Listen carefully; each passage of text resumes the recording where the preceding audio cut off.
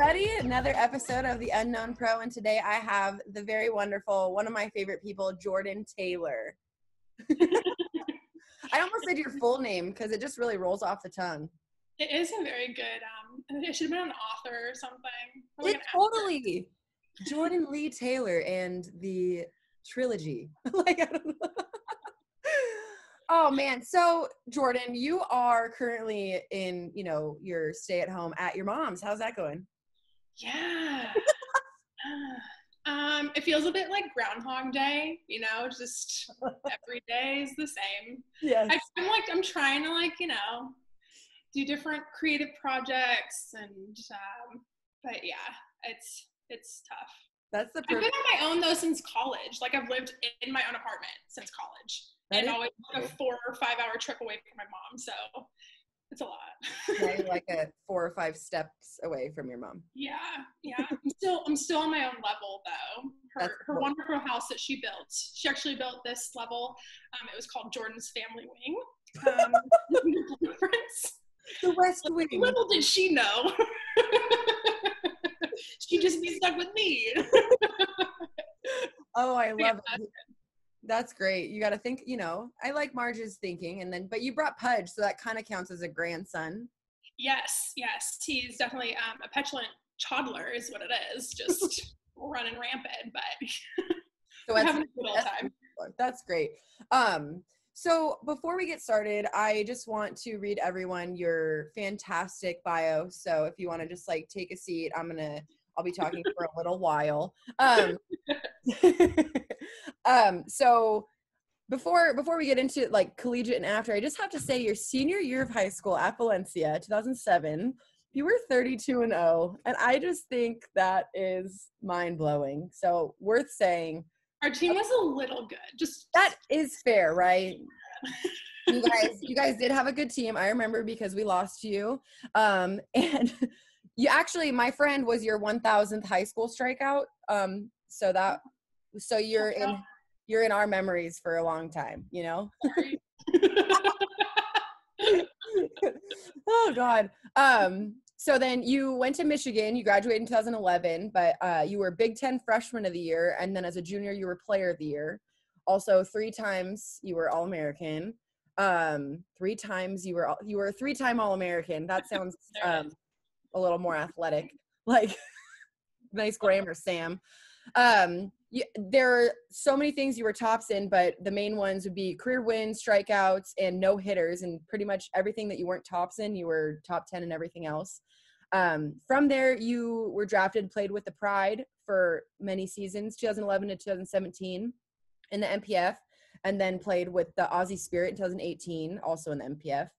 During all that time, you played for Denso in the Japanese Pro League in 2012, 2013, and now you've been with Tota since 2017 to now.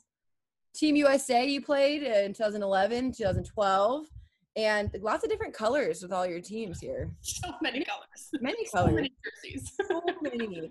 And then you had a little coaching stint where you coached at Boston University in 13 and 14, and then Loyola Chicago in 15 and 16. So, okay, I'm done. Did I miss anything?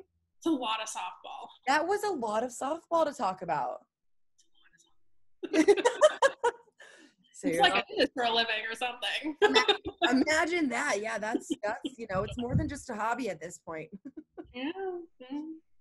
So my first question, obviously, being a California girl, we grew up maybe 30 minutes apart from each other, but thinking about going to Michigan, what were you thinking as someone who never went through a winter? I actually did that a lot. What were you thinking? No, I knew immediately that I wanted to get out of California, that I wanted to experience something different, which I think that was a lot. I think a lot of decisions that we make when we're in high school are so our parents making it for us, dropping little hints. Plant seed. But yeah, I always wanted to experience something different. And when I was getting recruited, sorry. No, it's okay. That was when Michigan won it in 2005. Was just before that, so they're having their huge year. And obviously they were really good before that, but yeah, I wanted something different as soon as I stepped on campus. Like pretty much everybody says, it was just a light bulb went off. Everything was really, it was just everything I wanted. Of course, Marge, my lovely mother, I said I wanted snow, I wanted something different, and she goes, okay. And Hutch wanted me to come in October for a big football weekend, like fall in Michigan. You can't say no to it. Yeah. But no, Marge said, oh, no, we're going in January. You want winter, you're getting winter. And it was like 60 degrees. No way. Yeah. It was 60 degrees. I was in my like huge winter coat. Like I was in shorts. But yeah, the girls, it was funny though, because the girls hung up little snowflakes in the locker room for me. So that just sealed the deal. It really did. That's that was the winter that you got. Yeah. 60 degrees right in the middle of January. Hutch was actually pissed. Mark was probably so pissed. She thought she was so smart and was like, yeah, you want to see winter, here you go. And you're like, this is kind of like winter in California. I don't understand. Yeah. But I was still there in my huge winter, like, REI coat, like, with the fur trim. I could picture it. I could absolutely picture it. And the Michiganders kind of like, she's definitely not from here. Yeah, not from here. So what was it? So obviously campus was amazing. The weather was super nice. What really sealed the deal with the softball program for you? Well, I mean, Hutch. Yeah. It's, God bless her. Slight legend. It's fine. Yeah. Yeah. Well, I think it wasn't so much the softball program that sold me. It was like everything. It was, I really wanted an academic school, and Michigan's one of the top academic schools. The town is just like, it's repeatedly voted the best, like, small town, even though it's not small, but, yeah, it was just the package, the athletics, academics, and just overall atmosphere. And then on top of it, you get Hutch, who, I mean, changes everybody that comes to that program for better. So, yeah, it was kind of, they were always my number one, and it was a signed, sealed, delivered as soon as I stepped on campus. Done deal. I'm here. I just stay here and start school, you know. Yeah. And now my mom lives here, so. So Michigan now. Yeah, exactly. That's the perfect fit, and it's continued to be the perfect fit even after you graduated. Yeah, I'm still here. Still here, and it's supposed to snow May, so that's cool. So going through, you know, the process of high school, recruiting, college, for me, my first time I ever saw you was 2007 when we lost you in high school, and you went on to win the CIF championship, and then, you know, we lost the next year also to Valencia, but this is not about Simi High, okay? No, I'm just kidding. But I feel like every time I've seen you since then, even, you know, watching you on TV, because, you know, you're a local kid and I got to face you, so I, you know, obviously I'm like, I know her, she's so good. You've always had the same demeanor on the field, and then getting to know you when we met in 2012, you've been very steady in kind of who you are. Do you feel that way, or is that something you work on, or? Definitely on the field stuff is, I kind of compartmentalize. There it is. Hard word. Cardboard mentalized. No, I mean, I think I had a very strong sense of self from when I was younger. My mom is a very strong woman, very fierce. Yeah. And I think that's how she raised me. And so I think from an early age, I kind of had a strong sense of self.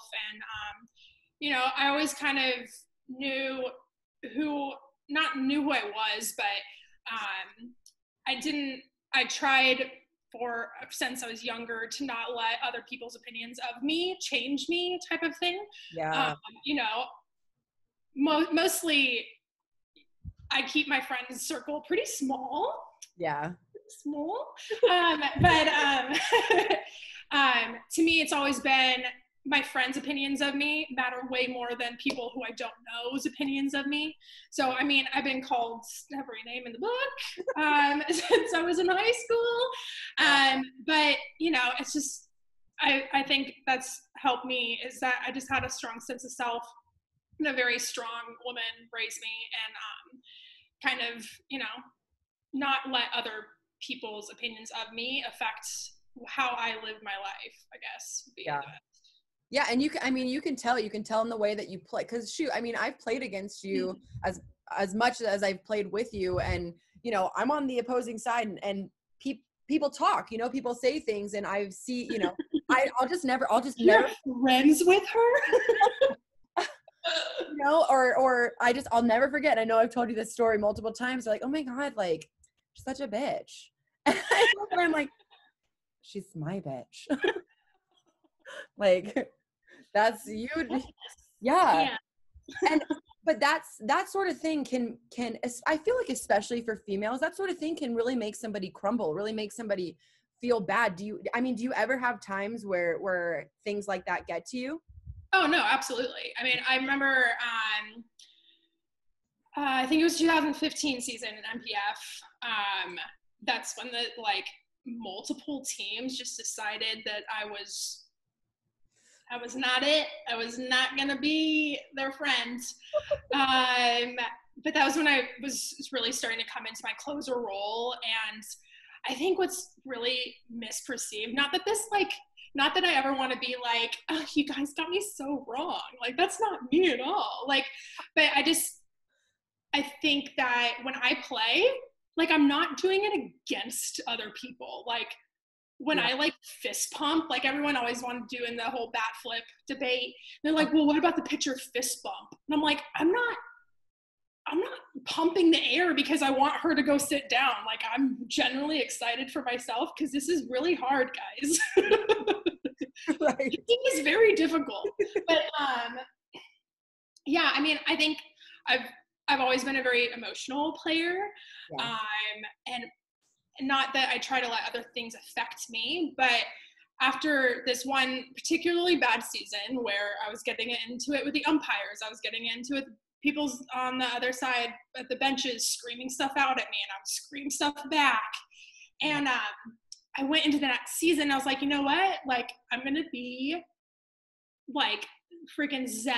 I'm not gonna like give them anything back. I'm gonna ignore everything that they say. I'm like gonna whatever, like, you can't affect me. And I didn't pitch that well.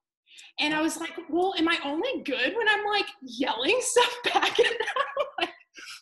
like when they're yelling illegal and I give them a stare down, like, is that the only reason I'm good? And like, I think it was just, I was starting to focus so much more on all that bullshit instead of what I was doing.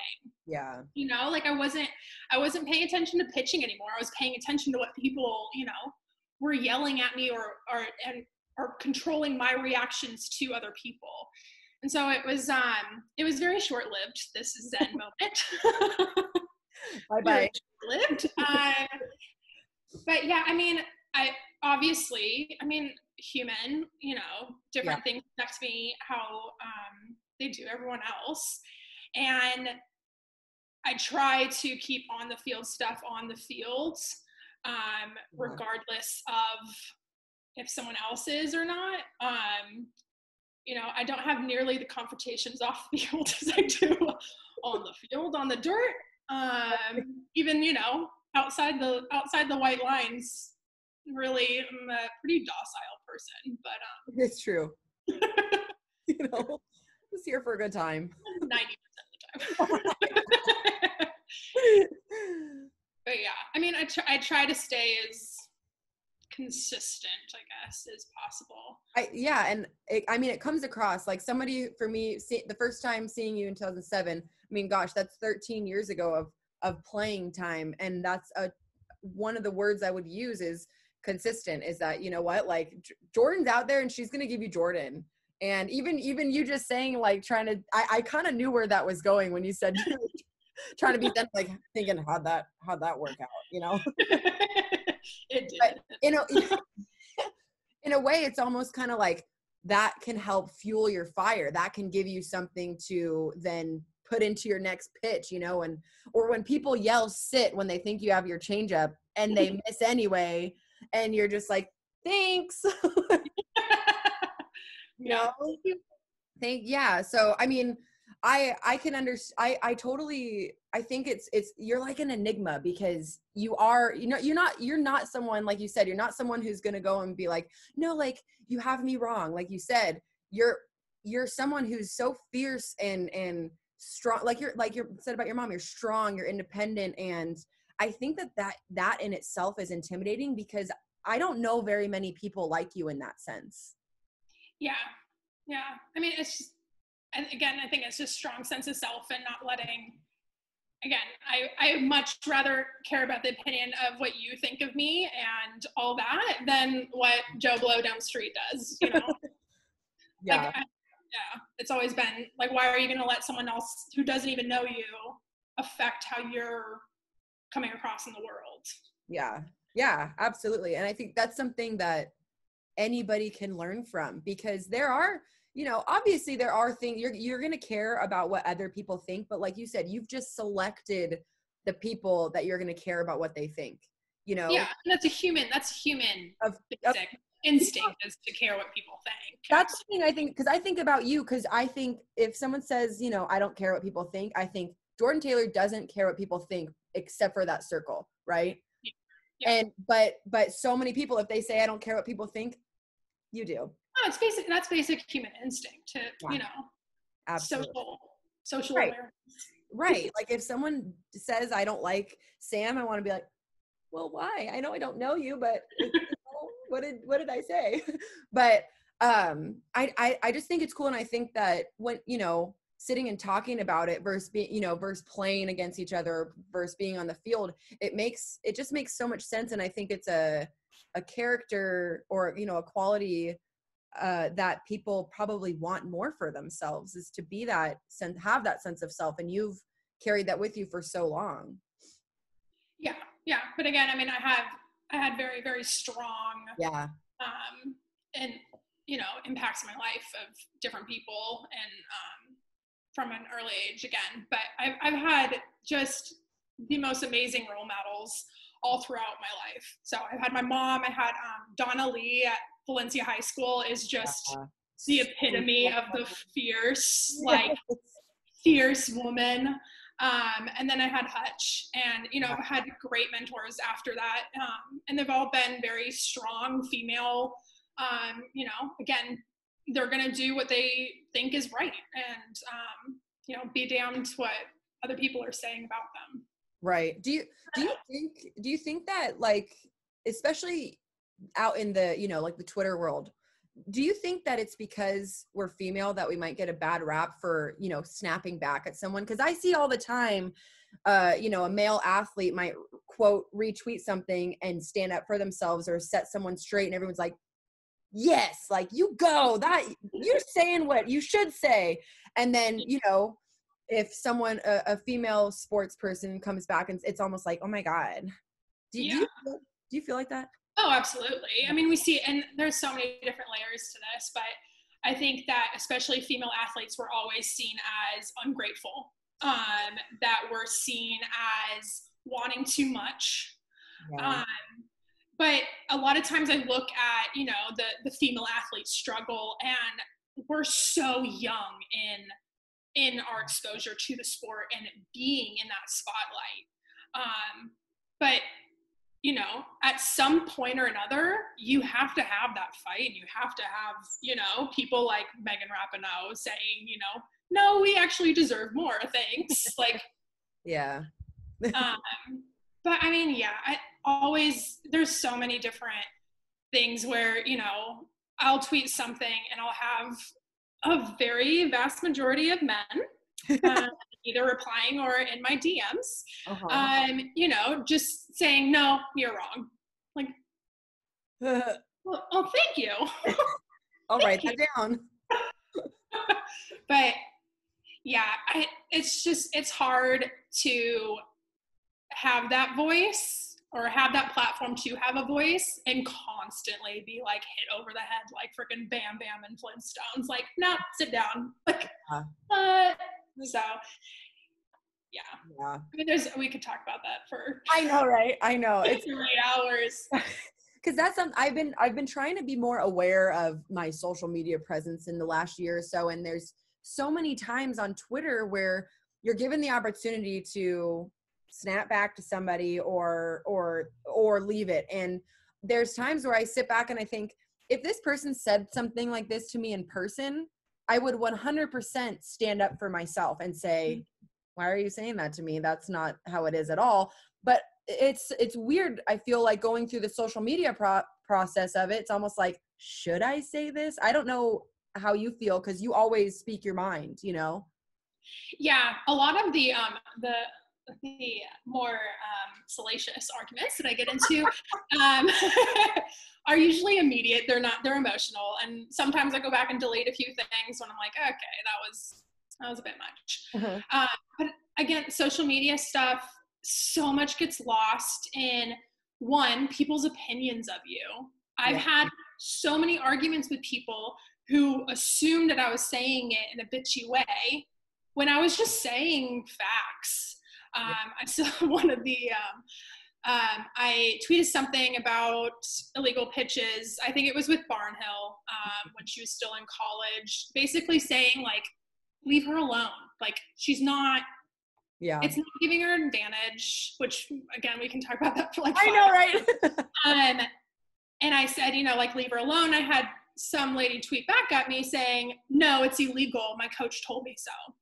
Mm-hmm. And I tweeted her back saying, this is ABCY.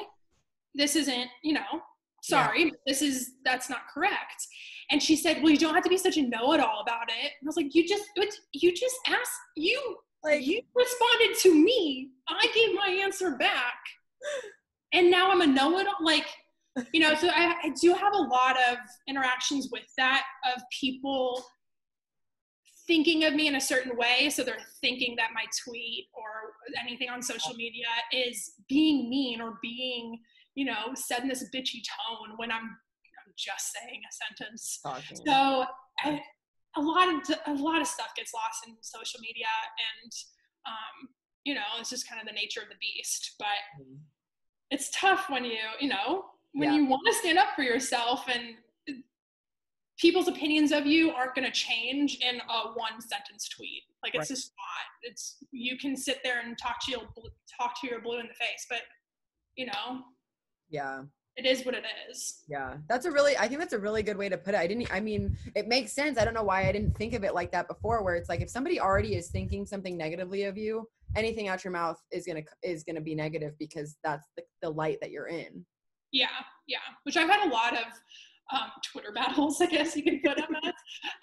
I've had a lot of, arguments back and forth where I felt like people were trying to get a reaction out of me because they knew they probably would. Yeah. And, obviously I had to be a little bit more mindful of what I put on social media and who I decide to respond to. Right. But there's been so many where I don't know the person, or I've never met them in person, and it's immediately clear to me that they're just trying to get a reaction out of me. So lately I've been ignoring them, but but who knows? Maybe Jordan did not ignore. She got into some scuffles. I love it. Always like favorite, like. Yeah. Well, and the best part is that a lot of times, whether it's on Twitter, whether it's in person, whether it's on the field, you say what a lot of people are already thinking. You just have the courage and the wherewithal to say it. That's what's crazy about it all, is that there's times where you say something, I'm like, I 100% was thinking the same thing. Not that it always needs to be said.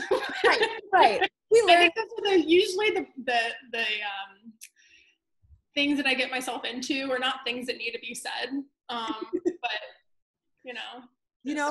You live and you learn. Sometimes a glass of wine or two are involved. We've got to mature. Yeah. You know, These it things happens. You live and you learn. But I mean, I think speaking of illegal pitches, obviously we're not going to talk about the technical part of it, but how the queen. I know, yeah, where's your crown? But my crown's somewhere hiding. Marge has it. How do you deal with that? Because you're someone who I've seen more illegal pitches called on you than a lot of other people, and I know at this point what an illegal pitch is, but how do you deal with that when you're pitching, when you're in the moment? Is that something that used to get to you and doesn't now, or do you have to really tell yourself, all right, Jordan, you know what, they're going to call it, that I have to go forward? How do you deal? Oh, I see red every time. Yeah. Okay, yeah. To this day, as soon as I hear a legal pitch, it's just like blacked out, angry face. No, I mean, it's pretty triggering, not gonna lie. So little background for anybody who doesn't know, my sophomore year, I think. Sophomore year? No, junior year, sorry. That was when the NCAA decided that they were gonna focus on it. And somehow I became the poster child for legal pitches. There was one game against Texas at the Judy Garman Classic that it was 38, I think, illegal pitches called. Yeah. Stoned it over it. But what a lot of people don't know about that game is Hutch came. So the day before we played Utah, it was 21-20 because they were calling so many illegal pitches. They just would not give in. The other girl was getting called. I was getting called. I was literally stepping off the mound, throwing about 45 miles per hour while Nikki Nemetz, our other pitcher, got warmed up. So it ended up being 21-20. They were calling everything. And it was just, Hutch got tossed out of the game. The only game I ever saw her get tossed out of was that game. But the next day we were playing Texas, and Blair Luna was on the team. They were a very good team that year. Yeah. And Hutch comes to me, and it was like, female empowerment speech, and like, we're standing up to the man, and this is ridiculous, and like, I'm keeping you in there. We're gonna make a statement. And I mean, who doesn't get fired up over a Hutch speech? But yeah, I'm fired up thinking about it. Yeah, like, we're doing this. And I wanted to die. Like, third inning. It was bad. And it was just a circus. It really was. I would throw a pitch and someone would fly out and then he would stick his hand out. I'm like, come on, mate. Like, this is just, yeah. Come on. Yeah, and me and my catcher, Roya St. Clair, shout out, got in a scuffle in the bullpen. A trash can may have been thrown, not by me. Oh, so man. Stories. But I mean, it's very triggering. Mostly from that year, we had, I'm convinced, hands down, we had the best team in the nation that year, and we didn't even make it out of supers because it was just every pitch was getting called illegal. Yeah. And there's really just nothing you can do about it. You can't do anything.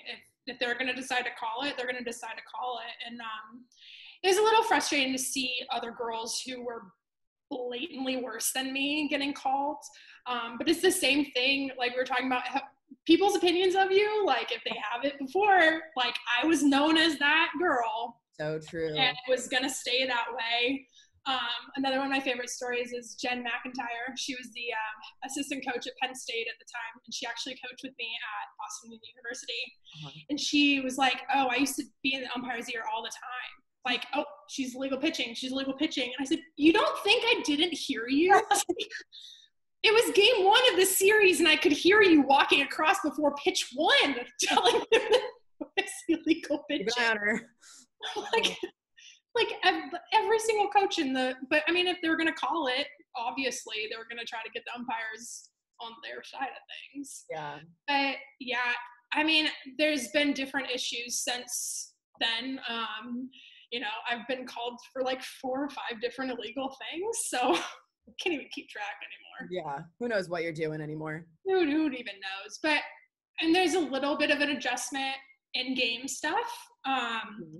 But it's hard again, because that's what all of a sudden I'm focusing on my toe and keeping it down a quarter of an inch instead of where the ball's going. So it automatically, no matter how much mental, stability, I guess, you have, or mental toughness you have, it takes you out of your game, because all of a sudden you're focusing on, that one thing instead of the other 50 things that you have to be going on to make the pitch go. So yeah, it's a little triggering, and I haven't really found the correct way to deal with it.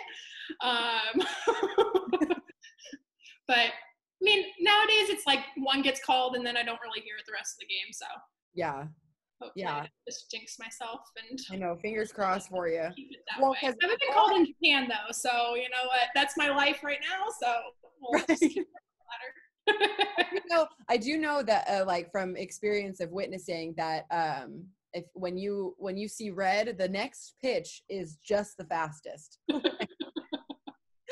So like unlocks a level. Oh God, good thing I'm on this side of the field.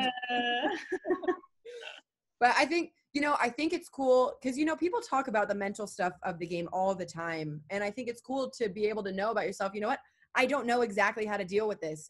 It's something that comes up, and it's something that I just figure out in the moment. I don't have an exact plan that, okay, if they call an illegal pitch, because you don't even want to plan for that. It's something that, why would you say, okay, if they call me, here's how I have to handle with it? It's like, no, I'm going to go into the game. I'm going to strike everyone out. And that's my plan, Yeah. I think that's the most frustrating part of it too, is just that, with illegal pitches, everybody's like, we'll just drag. I'm like, just gross its feet. How about that, bud? Like, just become a slapper. That's the biggest problem, is that I don't think people realize that I don't feel myself doing it. Mm-hmm. So I can't just turn it on. It's not like a flip of a switch, right? Where I can just stop doing, my million reps style that I've just done. Like, I can't just be like, oh, okay. Just stay down there, bud. Everything different than everything I've ever practiced. Yeah. Right. So I think that was the most frustrating part, was, again, my junior season, instead of focusing on, hey, my curveball is not working anymore, I had to focus. I threw 90% of my bullpens were fastballs in my junior year, just to keep my foot down this much. Yeah. We tried everything. God bless Jen Brundage, because she was pulling from resources I didn't know she had to try to get, and we did some crazy things just to try to, tiny bit of correction. But it we were playing super regionals against Tennessee that year, and we were a number 2 seed. Mm-hmm. And we played Tennessee, which was not a number 15 seed, but that's another story. And I changed my style. I changed my whole pitching style that I had been working on since, freaking age of 12. I had changed my pitching style the morning of super regionals to try to keep my toe down. And I don't think I got out of the 3rd inning, because like, naturally, like, right. What am I supposed to do? Right. So, yeah, it's frustrating, just because it's one of those, like, what could have my career looked like? What would that year have looked like for us if that wasn't such a issue that the NCAA was paying attention to, or the umpires were paying attention to? Right. God, so I think that's why I'm triggered. I think it's a deep-seated. Right, where I'm like, I'm thinking about, okay, 10 years ago. Mental. Yeah. Well, yeah, because I'm sitting here thinking, if an umpire told me, okay, when you go in there, you have to change this part of your swing because what you're doing isn't legal. I can't even imagine what that would be like, going into the batter's box thinking, oh God, like, how do I even hit? Yeah. Because all of that mental, the quickness, the reaction, all of your muscle memory just flies out the window. You can't. Right. It's just weird. God, this game we play, am I right? So you've done so much with the sport. You've played for everyone, you know, you've played at all the different levels. You've played, you know, So many colors. so many colors, including very hot pink. Um, The best. The unicorn frappuccino uniform, if you will. That is just, I mean, is there anything better? You know, you represented our country. You're an All-American in college. You know, you've done so many things. Did you ever think that this is where you'd be with this sport? Like how did young Jordan picture herself in the future, and how does that future look compared? Yeah, absolutely not. Yeah, I mean, even like growing up, like I didn't know college softball was an option for me, really until I went into high school. Obviously, recruiting timeline is way different than it was back then. Right.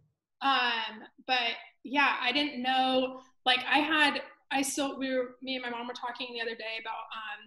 We were talking when I went to college how I was going to do like a year abroad, and I was like going to go do this. And, you know, even when I was in college, I had no desire to play after. Wow. I just, you know, I came in as a freshman and I performed very, very well my freshman year. Mm-hmm. And even after that, like I was getting opportunities to go play, and I wasn't interested in it. I even said like I'm not doing NPF, but a little reputation issue back then. But right. I didn't have any desire to until it came my senior year, and the Japan league came up, and it's just kind of been rolling ever since. I have tried several times to retire. And then, you know, housing market crashes, the quarantine happens. Life just said, no thanks, you're still playing. But yeah, I mean, for me, every time I kind of go and I'm like, okay, this is my last year. Like, I can't do it anymore. My body cannot take this anymore. You know, I'm overseas for 6 months out of the year, like half my life is gone. Just slight mental breakdowns about it. But every time I do, like I go and think like, well, am I still happy doing this, you know? And for me, I haven't found anything that comes close to replicating the feeling of stepping on the mound. Yeah. So not that I think that I'm probably going to find something like that. Yeah. But to me, if you still have passion for it, you're still able to do it. I don't think I'm competing at the highest level that I was at even a couple of years ago. But, you know, I still think that I'm Brett Favring it. I'm just keeping it going. Come on. But yeah, I mean, I still have so much love for the game, so much passion. And so just kind of, why not? Right. Yeah. I think that's a really cool way to put it, is that asking yourself, am I happy with what I'm doing? Even though on the one hand, yeah, like you said, you're gone half the year. And then when you're not gone, you're still finding a way to be gone, you know, with the traveling and going to so many different places and asking yourself, am I happy? And if the answer is yes, okay, cool. Then why change? Like if it's not broken, you know. Yeah. Ain't broke, don't fix it. Absolutely. Yeah. And even looking at, gosh, even in just this last, year or two of your life, the amount of the world that you've been able to see because of what you have been able to do in the sport. Like you've been able to do, it's too bad you didn't go study abroad, because now you're just abroad all the time, right? Like you didn't miss out. Living abroad. Yeah, like you didn't have to be a Michigan Wolverine to be abroad. So exactly. So no, I mean, we say it all the time. A lot of softball players who get the opportunity to play for the country or get the opportunity to go into an international league, you know, the game just gives you so much more than you put in. It really does. And I would have never been able to do half the stuff that I have done. Definitely wouldn't be learning Japanese if I wasn't playing softball. So, yeah, it gives so much more than you put in. And so I'm happy with my life. Throw that out there. Yeah. I couldn't. It's weird to imagine what life would look like without all the opportunities that I've said yes to. Yeah, and that it comes from saying yes. you know, somebody could get all the same opportunities, and if they say no thank you, then their life looks a lot different. But you being open and willing, we know a lot of people who, if they had the opportunity to go to Japan, they say no thank you. And you know, which is fine, which is there, you know, everybody, whatever makes everybody happy. But I do think it coming from saying yes, look at how much has happened. Yeah. And I mean, not that I judge anybody who says no, because obviously everyone's living their own life, but just the opportunity to go to Japan just opens up so many doors, and just a whole different way of life. And I can't imagine life without those little ones. I know. They're so cute. They'll probably be listening to this. Not that they understand anything, but I hope so. They might pick up a few words here and there. They'll hear that we said Japan. Yeah, Japan and love. Oh, you love me. and a legal pitch. They'll pick that up. They'll know that. But I think it's so cool. Even just when I was sitting here and writing down your bio and looking at all the things that you've done, it's unbelievable what you've done. And I hope that you know that, and I hope that you know that, like, if nobody else thinks that, like, I feel, and Rick, of course. Yeah, I mean, that's the only two opinions I really care I'm just about. saying, you know, it's just unbelievable. And I'm just so glad that you're still in the sport, because you're someone that I know, like, because we've become close, and because we instantly connected in 2012 because we both loved Ed Sheeran with our whole heart. Like, that's it. Okay, well, we like each other because we have literally the exact same interests in everything. But I know that if I needed something, or if there was someone that I could turn to, I know with 100% positivity that I could call you, or that I could rely on you, and that I know that you would do anything for me. And I think that sometimes what's cool about you is that you do have this, you know, select group or small, close friends to you. And I'm like, oh my God, I made it. Sometimes that can look like, oh my God, you know, the way that it can look negatively, but it's such an amazing thing. And I think that you know, it makes me feel bad sometimes that people think anything less than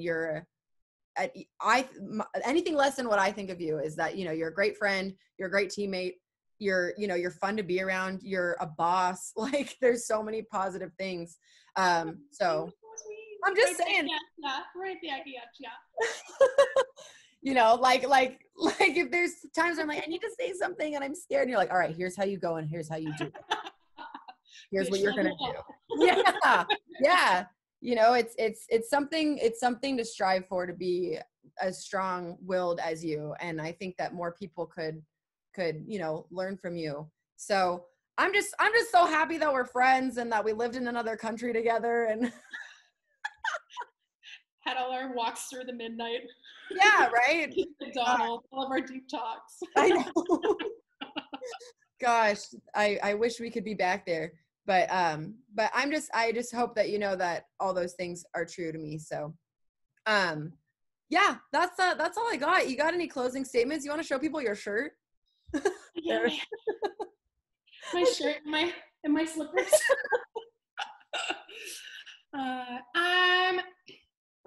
No, I mean, the only, like, advice I ever give people who ask for it, and since you're asking, no, I just think that, like, so much of my life, especially, like, straight out of college and in college, I was so concerned of what I thought my life should look like. And that was a big reason why I left Japan the first time. So I went to Japan straight out of college for 2 years, and I loved it. I loved every second of it. Had a full bawling, like, temper tantrum in the airport when I had to leave, because I was so worried. I was like, well, I'm 24. I'm getting too old for this. Like, I need to go, I need to go move on. I need to, go to the next step of my life. I was so concerned of what my snapshot in my head looked like. And it's taken me really till now. If you told me in college that I'd be 31 years old, still playing, still living overseas, bouncing over to Australia every chance I got. I would have been probably mortified. Like, what do you mean we don't have a house and kids? Like, what? Yeah. What are you doing? So I just think that we get so caught up in, especially social media worlds, of what other people's lives look like versus what our life looks like, and just comparing and trying to create this like worlds that we think we should be living. And if it doesn't make you happy, like I've always gone where happiness has led me. A very, very big believer in, everyone comes into your life for a reason. And you're always where you're supposed to be. Like if you follow the opportunities that you think make you the happiest, then it really shouldn't matter what other people are thinking or what you thought your life should look like. Yeah. But yeah, it's been a struggle for me, especially just because, again, did not think I would still be through. Like, my arm should have dislocated from my body and ran away about 20 years ago. It should have been to like Guatemala by now. But yeah, it's taken me so long to just kind of be like, you know what? My life is what it is, and I've said yes to happiness, and there we go. Things will happen. Yeah. They always will. Yeah. That's, tidbit. That is the best tidbit. That was so great. Just don't give in to the peer pressure, people.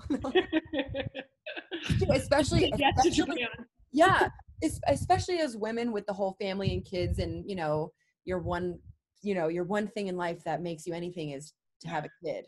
Where you're like, oh my God, I'm afraid of them. But no, I think there's me more importantly. that's just a small detail.